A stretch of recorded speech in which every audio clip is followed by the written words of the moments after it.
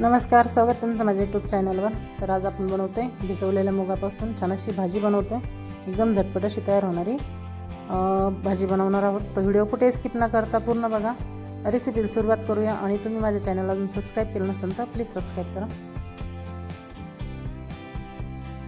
तर सर्वात आधी इथे आपण भिजवलेले मूग घेणार आहोत। तर इथे मी रात्रभर मूग भिजवून घेतले होते आणि स्वच्छ धुवून घ्यायचे आपल्याला। त्यानंतर इथे मी मसाला घेतला आहे भाजी बनवण्यासाठी। तर इथे मी अद्रक, लसूण, हिरव्या मिरच्या, धने थोडेसे आणि जिरे आणि उभा कट करून घेतलेला कांदा घेतला। तर आपल्याला हे सर्व भाजून घ्यायचे। त्यानंतर आपण याचं वाटण करू। तर भाजण्यासाठी मी ते कढई तापवत ठेवली। त्याच्यात थोडंसं तेल टाकून घ्यायचं आपल्याला।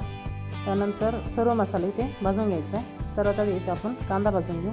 तर जास्त आपल्याला भाजायचं नाही, थोडंसं लालसर करायचं आहे। या पद्धतीने आपल्याला इथे कांदा भाजून घ्यायचा आहे।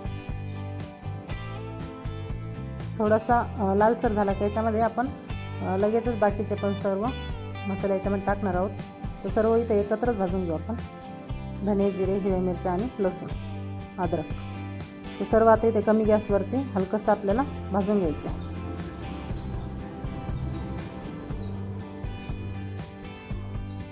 इथे पाहू शकता मसाला असा छान असा आपला इथे भाजला आहे। ह्या पद्धतीने आपल्याला मसाला भाजायचा आहे। थोडासा तांबूस रंग येईपर्यंतच भाजायचा आहे। इथे मसाला थंड झाला की लगेच आपण आता याचं बारीक वाटण करायचं आहे आपल्याला।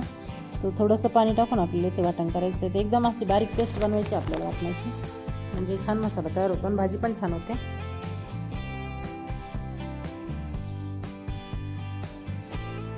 तर इथे आपलं वाटण तयार झालं। ह्या पद्धतीने आपल्याला वाटून घ्यायचं आहे। त्यानंतर आपण लगेचच भाजी बनवायला घेऊ।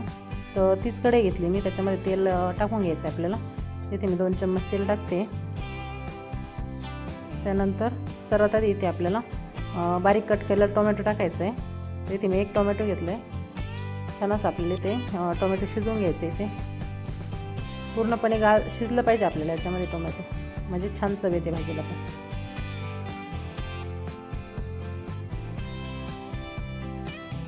इथे आपले टोमॅटो छान शिजले आहे, पाहू शकता। या पद्धतीने असं करून घ्यायचं आहे आपल्याला इथे, किंवा तुम्ही टोमॅटोची गिरवी केली तरी पण चालेल। त्यानंतर याच्यामध्ये मसाले टाकू। त्याच्यामध्ये मी थोडीशी हळद टाकते। त्यानंतर अर्धा चम्मच लाल तिखट टाकायचं आहे आपल्याला। अर्धा चम्मच इथे गरम मसाला ॲड करायचा आहे आणि अर्धा चम्मच इथे मी धना पावडर टाकते। आता मसाला आपण छान परतून घेऊ। तर मी इथे एवढेच मसाले टाकणार आहे।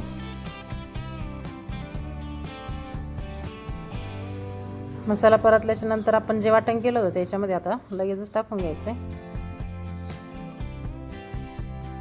आणि आता हे सर्व मसाले एकदम कमी गॅसवरती आपल्याला शिजवून घ्यायचा आहे।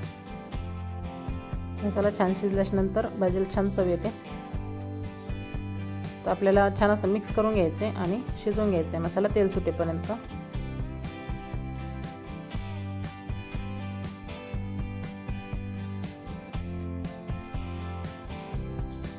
तर मसाला शिजत असताना त्याच्यामध्ये आपण चवीप्रमाणे मीठ टाकू। तर इथे अर्धा चम्मच मी मीठ टाकलं आहे।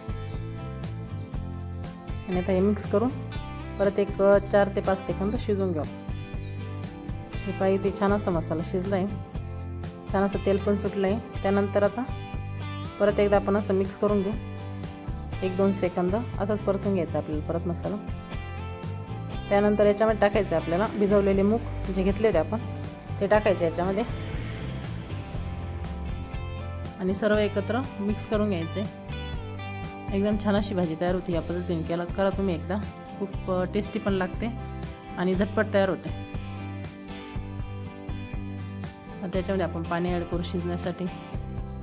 तुम्ही किती पातळ घट्ट करता त्याप्रमाणे तुम्ही ते पाणी ॲड करू शकता। जास्त पातळ नाही करायची आपल्याला, थोडीशी घट्टसरच ठेवायची आहे, म्हणजे छान लागते भाजी। ते सर्व एकत्र मिक्स करून कमी गॅसवरती आता भाजी आपण शिजवून घेऊ।